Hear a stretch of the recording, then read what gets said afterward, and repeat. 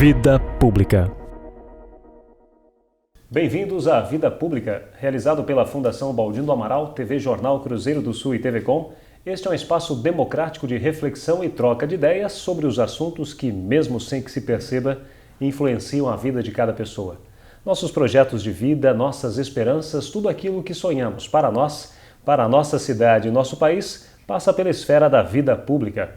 Espaço aberto à pluralidade, Vida Pública é um debate permanente sobre a realidade que nos cerca, para o qual estão convidados você, telespectador, e aqui em nosso estúdio todos os que têm alguma coisa importante a dizer. E a palavra hoje está com o empresário Júlio Milko.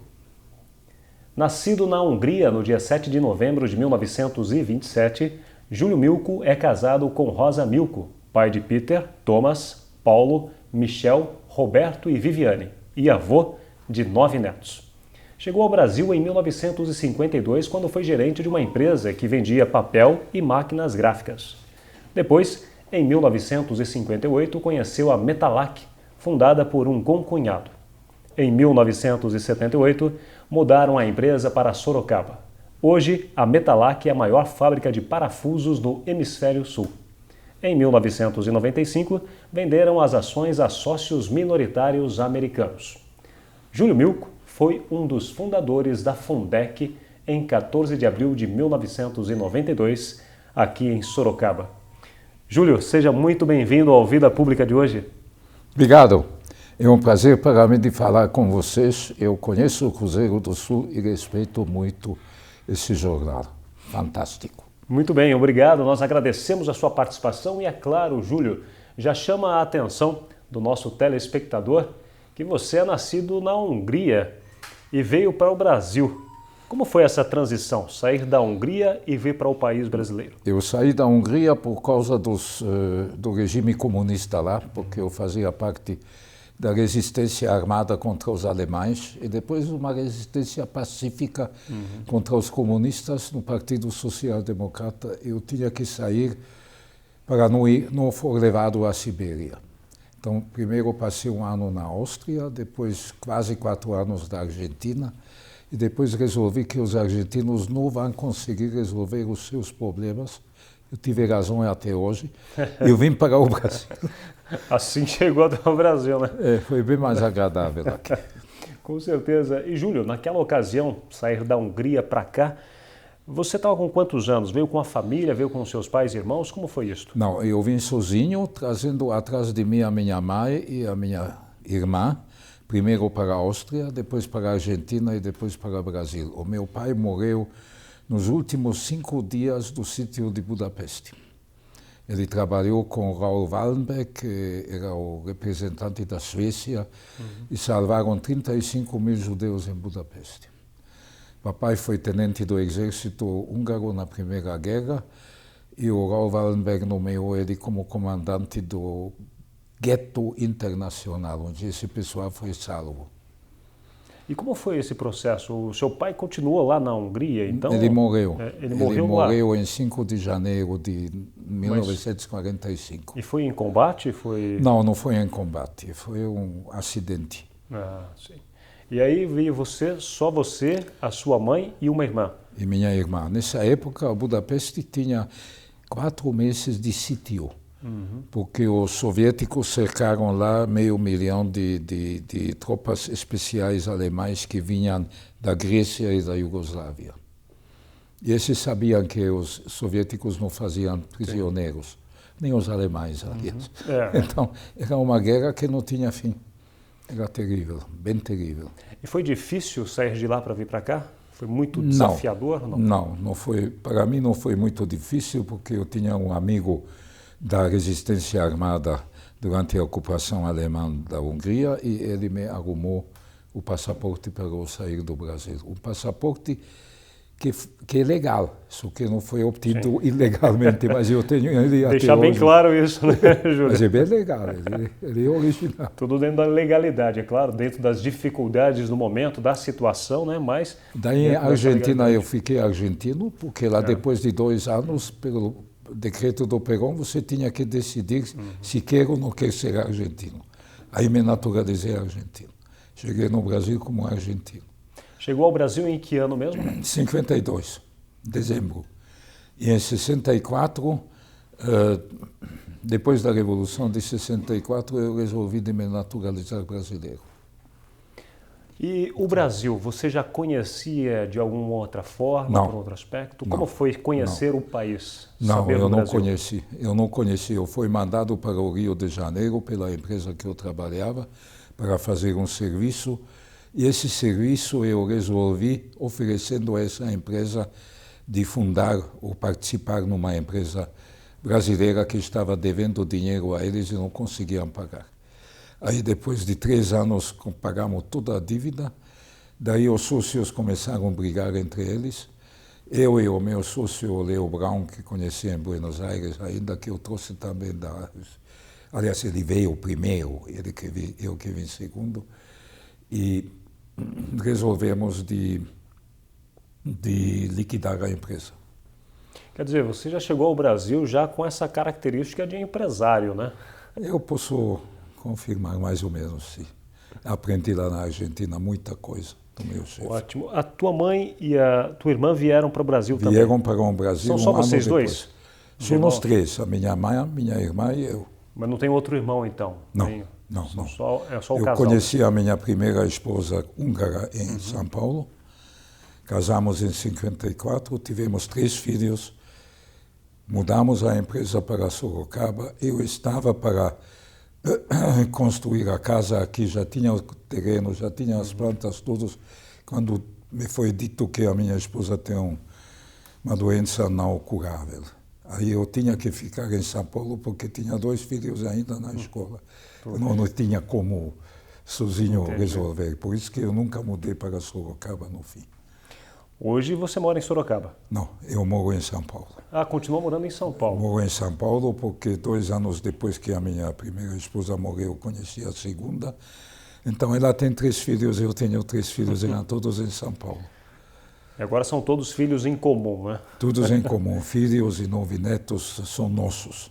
Júlio, você começou no Brasil aqui também, depois de trabalhar numa empresa como gerente, né, de vendas, mas aí você conheceu a Metalac por meio de um concunhado, é isso? Como foi? Do meu concunhado, ele que fundou a Metalac para começar a fazer parafusos com sextavado interno, que estavam sendo todos importados da Inglaterra, mas por causa da Guerra da Coreia não vieram mais e faziam falta. Então ele começou a fabricar isso de uma firma de uma maneira, vamos dizer, muito primitiva. E quando eu visitei esse filial, eu achei que aqui dá para fazer uma empresa disso. E fizemos uma empresa. E fizemos... A nossa tarefa não era somente de fazer a empresa maior, mas também fazer o parafuso com sextavado interno, que é muito importante na indústria de máquinas e ferramentas, igual ao melhor que tem no mundo. Quando isso eu contava em 1959, 60 aos meus amigos brasileiros, eles achavam, você está louco, você não vai conseguir isso. Nós conseguimos. Igual ao melhor. Quando vendemos a empresa, já estávamos exportando a 55 países. 55? Países, entre outros, a fábrica de motores de aviões.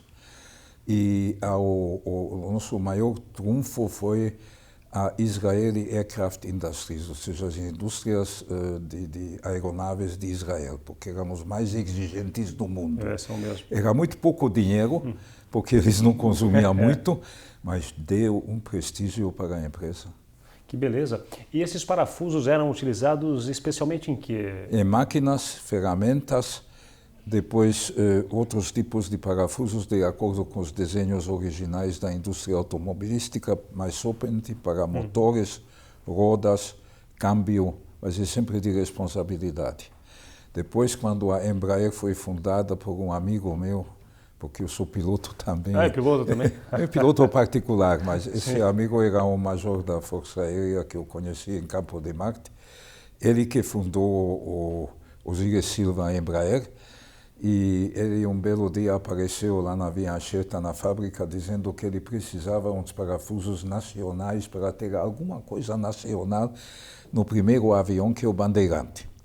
Então ele queria 4 parafusos. Falava ele, 4 não posso fazer alguns milhares.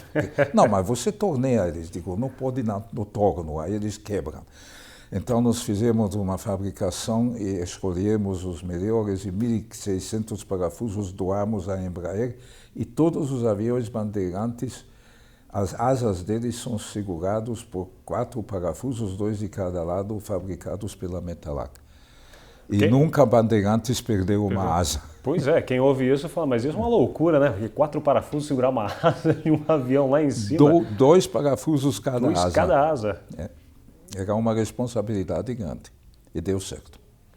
Até quando vocês tinham a Metalac naquela ocasião em São Paulo, antes de vir para Sorocaba, vocês imaginavam o potencial desses parafusos lá para frente? Vocês imaginavam que esses parafusos iriam ser utilizados, inclusive, pela aviação? Já era uma característica, já era uma tendência, um projeto de vocês ou não? Já era característica. Quando a gente veio a Sorocaba, nós já fabricávamos as qualidades de parafusos igual aos melhores do mundo. Não somente, como eu já falei, exportando a 55 países, mas confirmado por Volkswagen, por General Motors, por Ford, por Willys-Overland, por todo o mundo, que os nossos parafusos eram os melhores, iguais aos melhores do mundo. Esses parafusos estão nos automóveis também? Até hoje, sim. Até hoje, por exemplo, os motores Monza, que hoje acho que ainda que são fabricados em São José dos Campos pelo General Motors, os parafusos mais responsáveis, que são os parafusos das biellas, foram 100% da Metalac. Porque os que a General Motors importou da Alemanha não resistiram a um teste de quebra. E os nossos resistiram. Não, eles nem usaram nos alemães, só usaram nos brasileiros. Que maravilha. Júlio, antes de a gente chegar aqui em Sorocaba, sobre a Metalac na cidade, eu queria que você falasse um pouco sobre essa sua característica de piloto. Quantas horas de voo, hein? Eu tenho um pouco menos do que 6.000 horas de voo. Mas eu não estou mais voando como comandante desde os meus 67 anos, porque eu achava que as minhas reações já não são mais suficientemente rápidas, apesar do que eu passo dos exames. Sim. Mas quando tem uma emergência num avião pequeno, aí 1/10 de segundo pode fazer diferença. Eu ainda piloto, mas piloto com meu filho Thomas, que é o meu segundo filho, que é campeão brasileiro de voo de precisão e de planadores. E hoje está voando uma coisa que não é uma asa, é um tipo de paraquedas, não? Um catavento, assim. Um parapente, talvez? Um parapente. E ele agora também ele é campeão, primeiro lugar dentro da classe dele. Eu estou voando de vez em quando, ele tem um aviãozinho para 2 lugares e de vez em quando nós voamos. Eu consigo pilotar, mas não quero mais fazer sozinho. Bom, na verdade você deve ter mais horas então como passageiro do que como piloto ou não? Não, tenho muito mais horas de comandante do que o piloto. Quais modelos de aviões você chegou a pilotar, Júlio? Eu comecei com os aviões construídos no Brasil, CAP-4. Foram construídos em 1936, com motores originais, no Aeroclube de São Paulo. Eu fiz o meu exame nesses aviões, tinha algumas centenas de horas com esse tipo de avião feito de madeira e de tela. Eu voei com ele daqui até Brasília e de volta. Numa vez só? Foi e voltou? Uma vez, e daí volta, mas olha, no caminho eu me perdi. Isso é uma longa história, isso não é para aqui, mas depois eu encontrei o caminho. Que bom, né? Ainda bem. Mas e aí, o telespectador se pergunta também, é difícil pilotar aeronaves? Não, mas tem uma diferença entre pilotar aeronaves e dirigir carros. No aeronave não tem tolerância para erro. No carro, se tem algum erro, você pode parar. No avião, você cai, você se mata. É verdade. Não tem essa grande diferença, mas não é mais difícil aprender a pilotar do que dirigir um automóvel. Mas tem um monte de outras coisas. Para você passar o exame, você tem que estudar meteorologia, você tem que estudar mecânica, você tem que estudar um monte de coisas para responder às perguntas. Você acha que o espaço aéreo hoje, o trânsito aéreo, ele está adequado, ele precisa de maiores investimentos, especialmente também na questão dos aeroportos aqui no Brasil? Os aeroportos brasileiros não são suficientemente bons, mas funcionam. Sim. Por exemplo, a nova ala que ficou pronto faz 2 meses atrás em Guarulhos, feito por uma companhia particular, já a GRU, não? Já é bem melhor, já está no nível dos aeroportos modernos. Mas nós estamos nos queixando muito no Brasil de muitas coisas. Mas se eu comparo o Brasil de hoje com o Brasil que conheci em 53, 54, o Brasil avançou muito e segue avançando, apesar do que nos últimos anos houve muito ego. Mas estamos mesmo com isso avançando. Infelizmente, isso pesa muito mesmo na conta do Brasil, né? A questão do ego, né? E o ego do partido, dos partidos políticos, né? Infelizmente. Júlio, vindo aqui para Sorocaba, então, vocês deixaram São Paulo porque a área lá ficou pequena, vocês começaram a expandir a Metalac. Por que Sorocaba? Vocês conheciam já esta cidade ou alguém apresentou a vocês? Como foi essa busca por um novo lugar? Eu conheci a cidade, porque eu vendia a máquina gráfica aqui. Ao bispo de Sorocaba. Ah, para o bispo? Qual bispo? Não me lembro do nome dele, mas eu vendia ele. E conheci Sorocaba, e Sorocaba tinha uma excelente rodovia. O Castelo Branco já estava pronto. E tinha uma ligação via a Sorocabana ferrovia com Santos, em caso que houver alguma dificuldade de combustível de caminhões ou coisa assim, nunca se sabe, não? E segundo, Sorocaba foi a cidade que tinha uma tradição mecânica, por causa da Sorocabana, da ferrovia Sorocabana. Isso era muito importante para nós, para encontrar gente, para funcionário. Eu trouxe 120 funcionários de São Paulo. Mas a empresa chegou a ter 800 funcionários. 800 funcionários, o número máximo que a empresa chegou? Sim.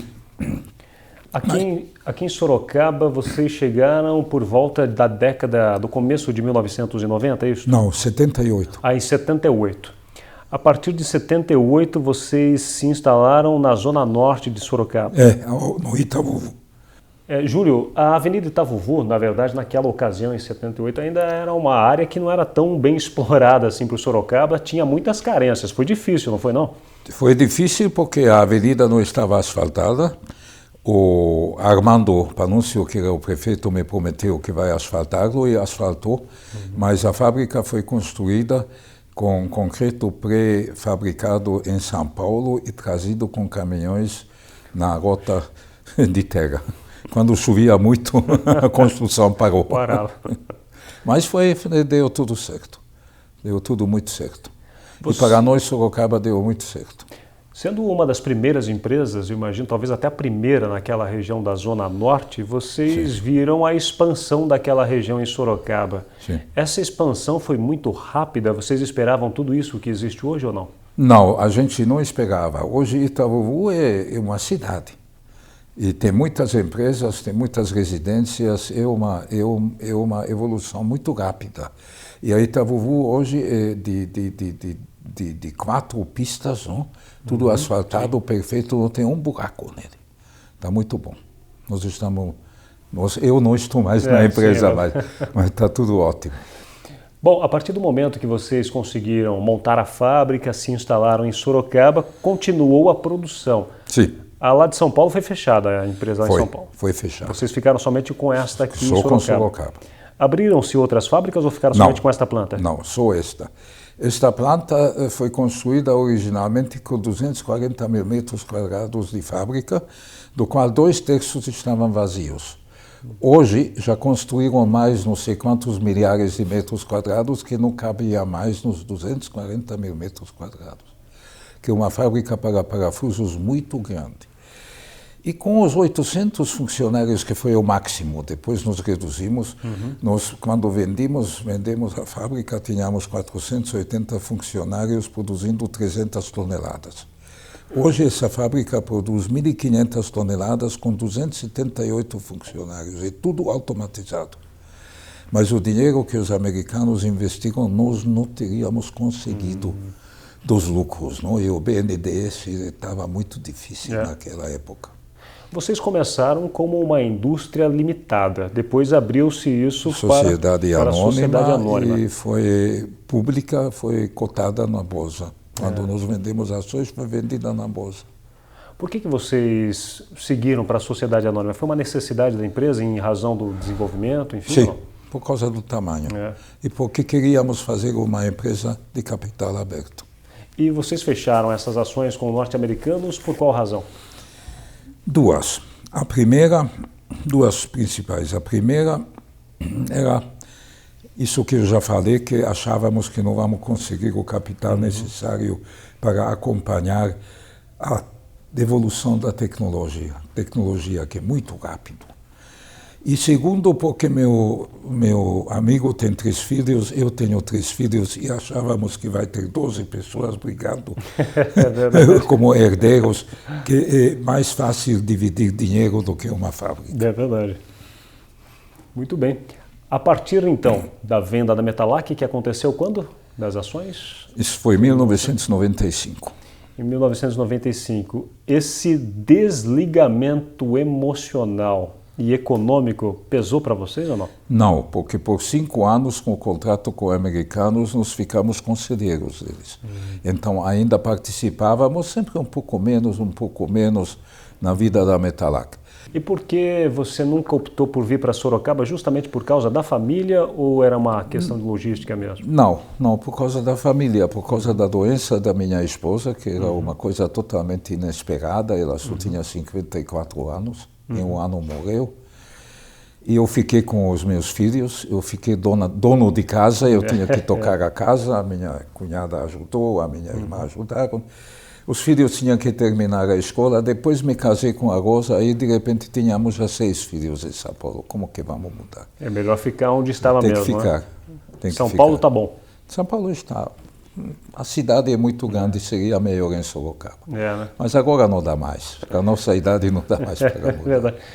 Bom, finalizou a Metalac em 95, livro fechado, página virada.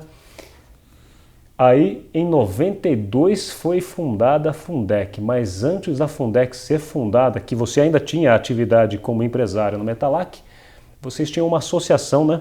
Como foi este processo? Por que esse interesse pela cultura? Não, a Associação de Eventos Culturais nasceu da seguinte ideia. Entre os 120 funcionários que eu trouxe de São Paulo, tinha muitos jovens de nível universitário, com família, etc., que se queixaram que tinha muito pouco cultura em Sorocaba. De fato, tinha três cinemas, um concerto por ano, mas é muito pouco. Aí, com Jesensky, que era um húngaro também, presidente da Metalúrgica Nossa Senhora de Aparecida, resolvemos fazer a Associação de Eventos Culturais para fornecer aos funcionários das empresas que participaram na ACE, que eram 30 empresas, contribuindo com o salário de uma secretária júnior por mês, eventos culturais. Sim. E fizemos 50 eventos culturais por ano. Inclusive, era literatura, era história, era música, era também alguns eventos de vários dias de ensinamento para que as empresas não precisam mandar os seus funcionários a São Paulo. Assim nasceu a SEC. Dessa atividade nasceu por um conhecido meu aqui do aeroporto, o Leopoldo, era um alemão. Ele me perguntou um dia: você sabe que existe uma orquestra sinfônica em Sorocaba? Você precisava se ocupar com isso. Aí eu fui assistir um concerto da Sinfônica dirigido pelo Cameron, na época. E achava que sim, vamos tocar a empresa. Aí eu conversei com o prefeito, que acho que já era o Tony Panunzio, ou talvez era o antecessor dele. Sim, foi Antônio Carlos Panunzio. Talvez já era Antônio Carlos. Estava já para Paulo Mendes, né? O Paulo Mendes veio depois. Não, isso era da época então, Panunzio mesmo. do Antônio, do Tony. E aí pegamos a orquestra e nós que organizamos com o Cameron os programas. A minha irmã ajudou a trazer, porque ela é pianista profissional. Oh.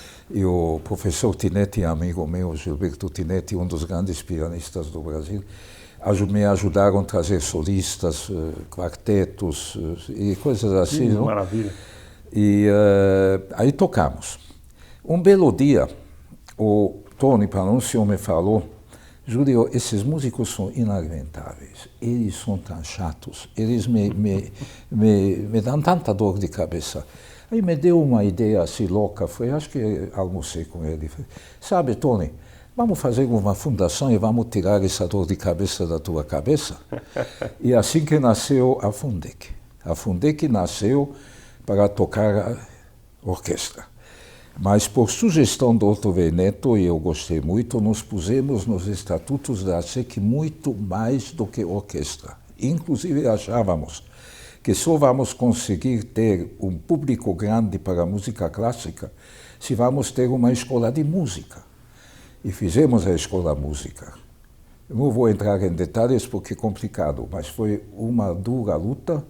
Hoje a escola ensina 14 instrumentos, cria músicos que já tocam na OSESP em São Paulo, que hoje é uma orquestra mundialmente aceita como primeira.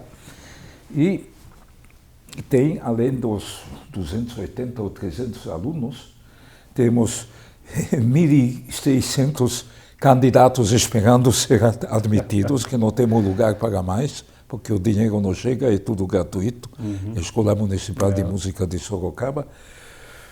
E isso eu segui me ocupando, mas agora não me ocupo mais tanto, primeiro porque não sou mais tão jovem e me canso bastante, rapidamente, e porque tem gente, quem fez a Fundec não fui eu, quem fez a Fundec foram os presidentes do Fundec, e os diretores, e os seus funcionários, e os maestros e os professores de música, eles fizeram a Fundec. Eu não vou negar, não é Raul, que eu cutuco, mas é só isso, eu não trabalho.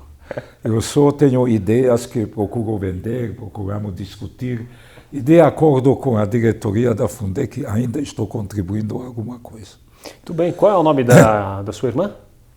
Eva Milko, ela era professora de piano. Muito bem. Júlio, quero agradecer muito a sua participação no Vida Pública de hoje, aliás, né, uma experiência tremenda aí com a Fundec, uma experiência tremenda também com esta questão de vir para o Brasil, montar uma empresa que hoje é sucesso também. Quero agradecer muito a sua participação no Vida Pública de hoje. Muito obrigado. Eu gostaria nesse momento solicitar do público, dos cidadãos sorocabanos, que eu sou cidadão sorocabano, sou todos meus irmãos agora, não? Que apoiam a Fundec e apoiam especialmente a campanha de amigos de Fundec que o presidente Raul está tocando. Muito bem, é isso mesmo. Uma ação muito importante para a Fundec. Torne-se amigo da Fundec. Você é empresário, você é pessoa física, é só procure a Fundec e você terá as informações, tem o site também da Fundec e você saberá como fazer para se tornar um grande amigo da Fundec. O Vida Pública de hoje conversou com o empresário Júlio Milko.